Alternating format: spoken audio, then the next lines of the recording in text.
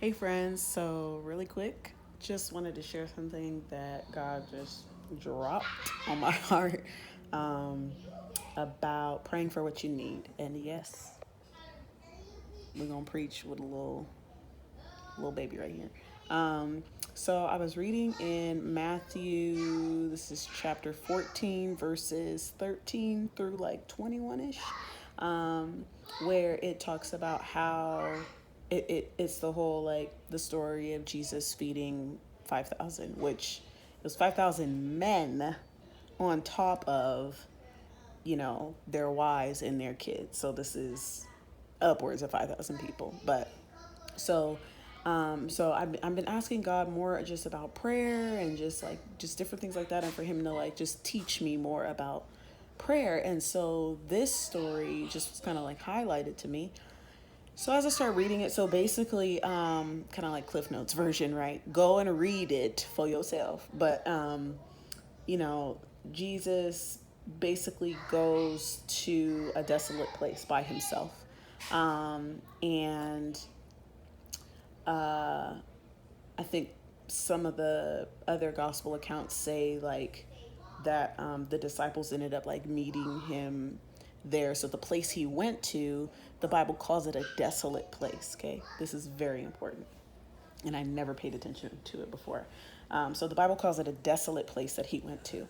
So the people heard, like the people from like the nearby towns and everything heard that he was kind of like closer in the area. I believe he was on a boat. And so they rush, literally like bum rush the shore of the other side of where, he's like, they think he's going to end up arriving. And so it says when he gets there, sees all of the people and has compassion on them. Because it says that they were like a sheep without a shepherd. And so he has compassion on them and heals their sick. So that little bit alone, right, of him having compassion on them and them being like a sheep without a shepherd, like these people were desperate. These people were hungry spiritually. These people were craving more of God and were willing to go wherever they needed to go in order to meet Jesus. And they were willing to wait, and they were willing to sit, and they were from almost a place of like desperation even. And so I just love that, just that alone, right? Like when we are in that place of just wanting God, and just wanting, your foot is fine. Just wanting more of him, and wanting answers, or wanting clarity, or wanting closeness with him, or whatever, we can literally run to him in desperation to get it. Okay, Peanut, lay down. It's okay. Okay, come on, come on. Okay, okay. And so I love that, because I felt like just that little bit like sticks with me already for like where I'm at right now. And so, but when you keep going, so mind you, he is there healing people from sicknesses, from disease, all day, all day. That is key too. Okay. And then it says by the time, evening is getting ready to come, his disciples, his homeboys, the people that are like closest to him, right, are like, hey, Jesus, like, it's getting late. This place is a desolate place, meaning ain't no food out here. Ain't Carson. Ain't no food out here. Ain't no plants. No, there's nothing for us to eat or satisfy ourselves with. So you need to send the people. They tell him what to do. You need to send the people to the nearby village, so that they can buy themselves something to eat, right? And so Jesus says, "No, like you give them something to eat." And so they're like how we gonna do that? And they end up saying like, even if we had like, this much money, even that wouldn't even be enough to pay for food for all these people. And then so Jesus asked them, okay, well, like, what do you have? Like, go, and so they go check, and then they come back saying, well, we have 5 little loaves and 2 fish. Come to find out, it was from like a little kid's like lunch that, they had there. So I'm sure if you have been in church or grown up in church for like any amount of time, I'm sure you have probably heard this story. I'm sure you have probably heard, like, like it was like a little lunchable, right? But what struck me in this is this whole thing of the desolate place, right? And something that I felt like the Holy Spirit told me, and please let me get it right the way he said it. He said Jesus never feared the desolate places because he knew what it was to trust his Father and depend on him in the midst of them. Okay. Jesus never feared the desolate places because he knew what it was to depend on his Father in them. Okay. Just before this, like when Jesus first starts, right before Jesus even starts healing people, or his, or preaching or teaching or anything like that, he goes through like a 40 days, 40 nights trial period in the wilderness where he is fasting.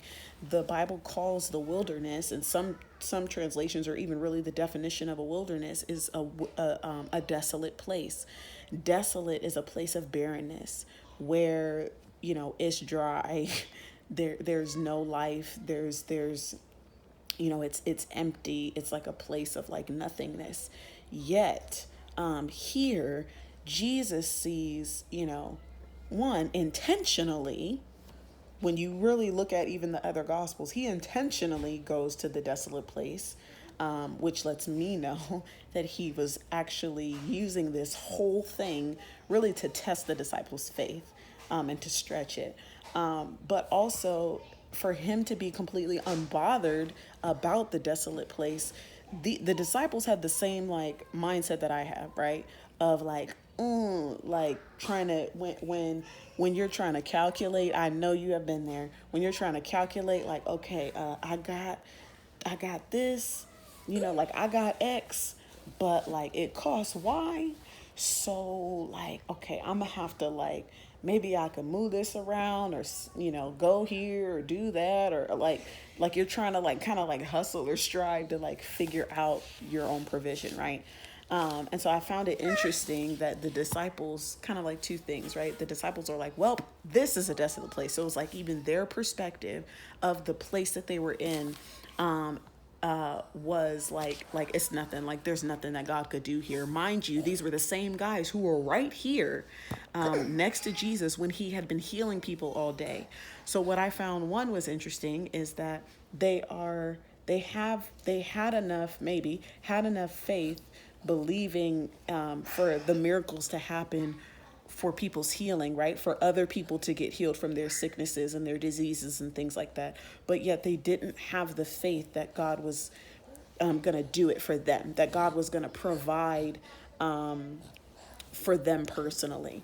And so that's just a point of encouragement for you, of like, I know sometimes it could seem like, well, yeah, like I believe that God can, bless so-and-so with a baby. And yes, I believe God can bless, my friend or my parents or whoever, right, with healing, or with a job, or a spouse, or whatever, right, the thing is, right, that we think the need is. But when it comes to us personally, we like disqualify ourselves and try to think of maybe another way to come up with getting that thing. Or maybe we just don't even stop desiring it altogether. And so I just want to challenge you that the places of barrenness, the places of the wilderness, the places of not enoughness are not because God is withholding anything from you, but because perhaps God is testing to see if you would even give the little bit that you have, that maybe you've even discounted or put aside, that you would even entrust those things to him, right? So the disciples say like, well, if we had this, and sorry, this also shows me that they trusted a lot in money, or like in man-made provision, right? For them to say, okay, send these people, Jesus, into the village so they could buy food for themselves. What is in a village, right? Compared to this desolate place? People and money and a marketplace, right? Probably, or restaurants or Uber Eats or whatever, you know what I'm saying? Like, so like, okay, Jesus, let them use their own money so that they could be able to provide for themselves. And then even when he was like, nah, like you give them something to eat. And then their first frame of mind is like, okay, well, even if we had this much money, that wouldn't be enough to feed all of them. So it was like, even in how the way that they thought of how the provision was going to come, even that was a bit small-minded, because they only thought of it from a man-made sense, or from a humanistic sense, or from an even a natural sense, right? Yet Jesus, when Jesus takes 5 loaves and a few fish, 2 fish, he takes something that is even smaller than and maybe more minuscule and meaningless than maybe even what they thought. And it was what they had, though. And so I just want to say that to encourage you, maybe the little bit of finances you have, or the little bit of time you have to dedicate to the dream, or the thing that you know, I'm sorry, don't do that, that you know that God has called you to, the little bits that you have to offer, right? For me, I was thinking about this for myself, just to be like transparent, of like, Lord, like, I'm a stay-at-home mom. I have like a little like side job that I'm doing on the side, but like, I have my writing, like I have this gift that you given me with a voice. I have my Bible. I have a laptop. I know how to do like Photoshop and make videos and stuff like that. That don't feel like enough. Like, I feel like I need, like the disciples, like I need to go somewhere else in order to get everything that I need. And I feel like this story just spoke to me of like what I have right now, everything that God has actually given me, everything God has actually entrusted to me, even though I feel it's little and small and minuscule and maybe even a bit like worthless.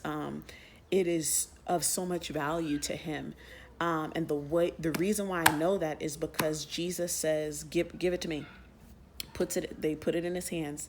And then he, even like in faith, sits all the people out on the grass, okay, like group them up in 50. So everybody's like grouped up, in probably like little circles or whatever, all on the grass. Right. And then it says, Jesus has the stuff in his hands. Let me get it right.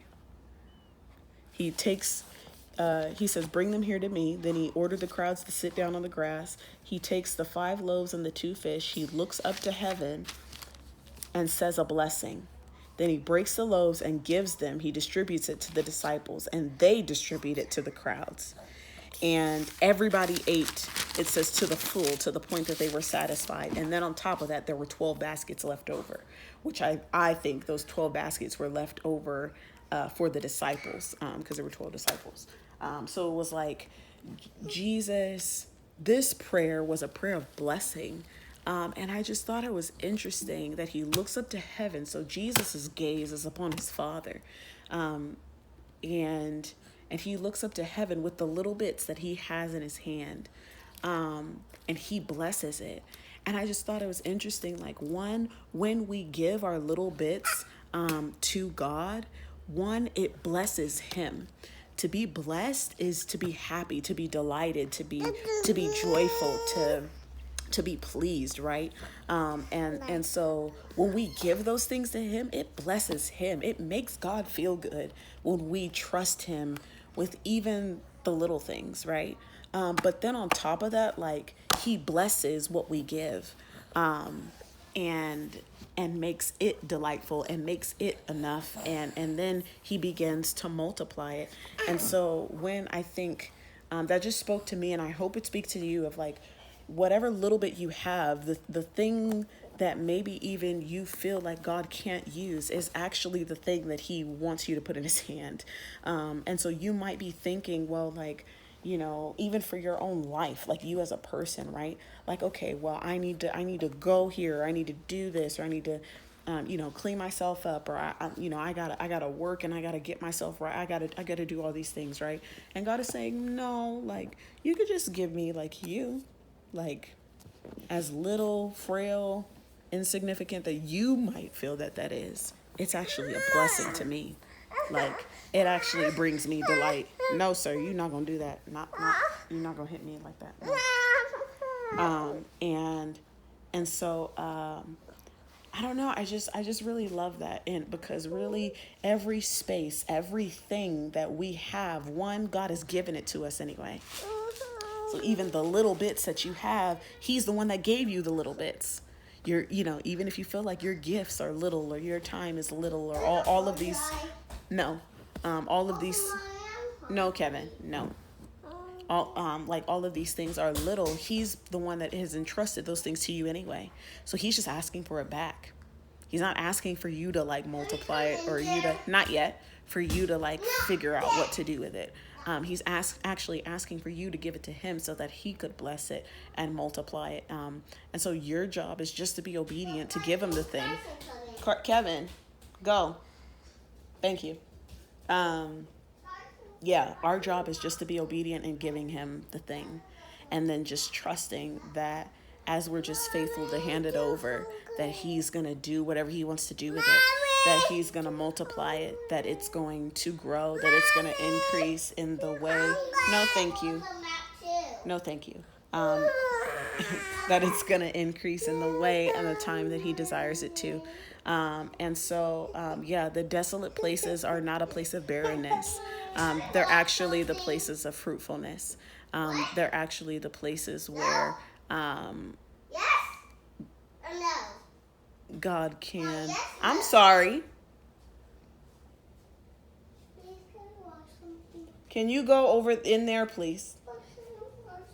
Thank you. Why y'all do me like that? Anyway, please. Oh my gosh. First number 1, then number 2, then number 3. Can you please go? Go. Thank you. Can I also make that tent? Thank you. Pray for me. So, oh my gosh. Okay, I have to go. But, so I hope that I'm sorry. I hope that encourages you, that the places of the little things. Carson, come on. That just the little things that God can do the most with those things.